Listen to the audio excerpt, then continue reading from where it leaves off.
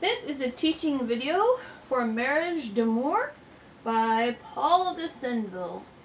Very pretty song. And perhaps you are a beginner or early intermediate pianist who really wants to learn how to play this. Well, it's not as hard as it might appear at first. So let's get to work on this. The first thing you should notice about this piece is that it has two flats. Every B and every E will be played with a flat. If you don't know what that is, let me show you. So here's a B, and if you are playing a B flat, you'll play the next flat key down. That's a B flat. Here's an E, and if it's played flatted, you play the next flat key down. And that stands for any B, any E that you may play in the piece. The other thing to notice is that this has a number of different time signatures. It starts off with common time, which is 4/4, 4 beats per measure. A quarter note gets 1 beat. It transitions to 5/4, 5 beats per measure, and a quarter note gets a beat. Back to 4/4, then back to 5/4, back to 4/4. Then it has a 3/4 measure before going back to 4/4. So this changes time signatures quite a bit. And so if you've ever listened to this and you have thought, it kind of sounds like they're squeezing in some extra notes when that right hand comes in, you were right. They do. They changed to a 5/4 measure just so they can do that. And that's all up to the composer on what they think is best. So that's something to know. So the other beautiful thing about this song is that both the left hand and the right hand play a melody. You could play either hand separately and hear that melody. So it's a great idea when you're first practicing this to practice the hands separately first.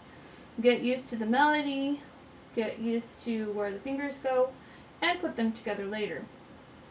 So let's take a look at the left hand first, since that's the hand that begins this piece.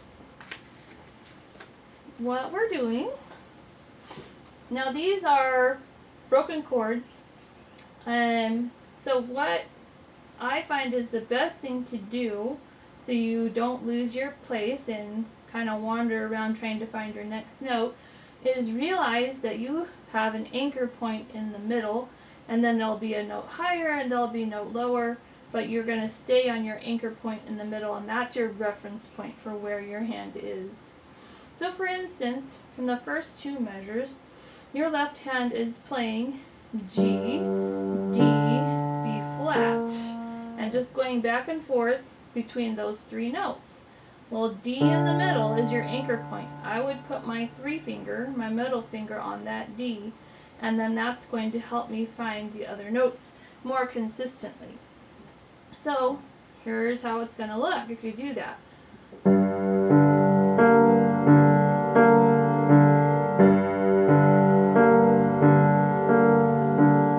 So that's the first set of notes that you do.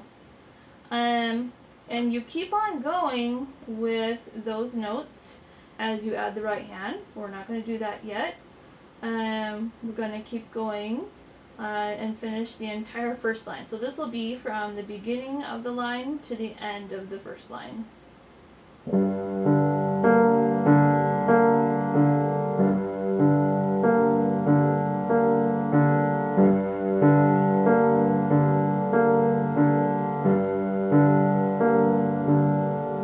So you can kind of feel the rhythm change just a little bit. Well, and not so much the rhythm as the timing change just a little bit as you change from the 4/4 measure to the 5/4 measure. But you notice it's using the same notes all in the first line. Now I would recommend when you start putting your hands together, make sure you start that left hand slowly, because the right hand will be playing 16th notes, which are twice as fast as what your left hand is playing. So you don't want to start too fast, and then you're going to have trouble putting the hands together. Now let's take a look at the second line for your left hand. This is a new set of notes. So your middle pivot point, your reference point, is going to be G, right below middle C this time. So you're having C, G, E flat. Those are the three notes that you're working with in this measure, measure 4. So it's going to be like this.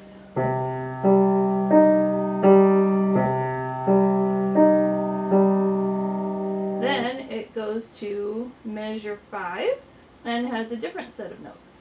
Your pivot point will be C below middle C. With your 3 finger, you're going to be playing F, C, A. Those are your 3 notes, and it sounds like this.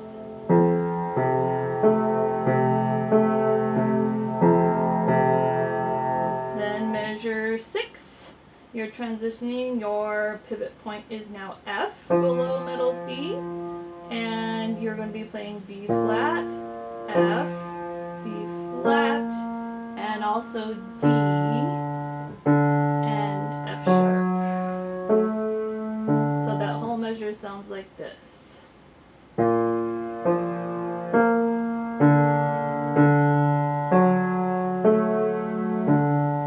You notice I used the repeated D as an opportunity to move my hand a little bit, because I'm going from this more stretched out chord to one that's not a little bit higher and not quite so stretched out. So I'm going B flat, F, B flat, D, and then I might switch from the 3 or 4 finger on the D to a little finger on the D, so I'm better positioned to do that next chord. Now the third line, starting on measure 7, goes back to the first line notes. So you're back to having D as your pivot point, D below middle C.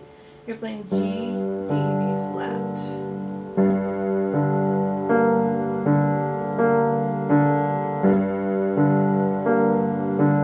Then it's time to switch to the same as measure 4. G below middle C is your pivot point. You're playing C, G, and E flat. So it sounds like this.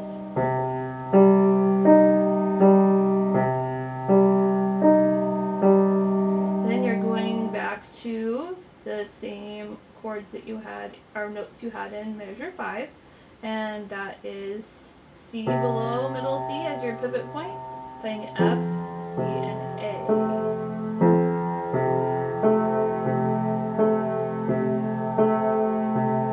And then measure 10, you're going to be playing B flat, F, B flat, D, A. And that is very similar to measure 6. So let's play the whole first page, just the left hand, and you'll hear the beautiful melody.